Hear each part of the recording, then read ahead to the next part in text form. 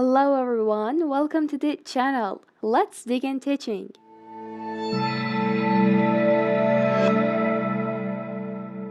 It's time to see how we can fixate the vocabulary.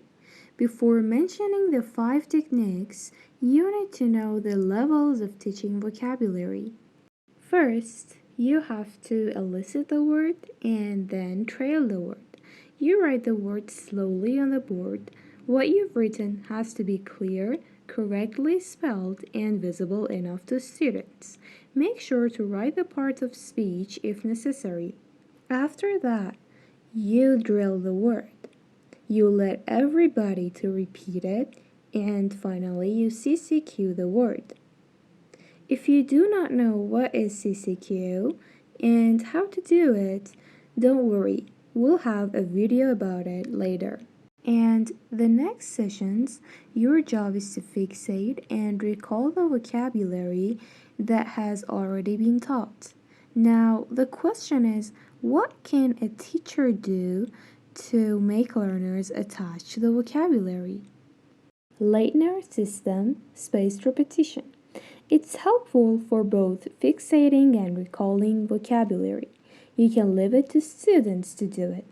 All they need to do is preparing a box with 6 parts, numbering the parts from 1 to 6, and each part gets narrower than the previous part. So it means the first part is the widest and the last part is the narrowest. They write down the words that they learn each session and put it in the first box after studying them. They review these words 3 days, 1 week, 1 month, and 6 months after the first day. They move the flashcards into the next box if they can correctly remember the meaning of them. And for the final review, the cards, which can be easily remembered by your learners, get out of the box. The next is vocabulary box. You put a box in the class, and this box is called vocabulary box. It's useful for fixating and recalling the vocabulary. Students write the vocabulary that they have learned at the end of each session on pieces of paper. While they're writing the words on flashcards, they remember and review their meaning too. You can play lots of games with these flashcards in the following sessions. We'll see some of these games in the next video. A cloze test is a fill-in-a-blank exercise. Learners read and comprehend the sentences and choose the correct word for the masked portion of text. They pay attention to the part of speech and the meaning of the vocabulary in this process. You can do it in groups.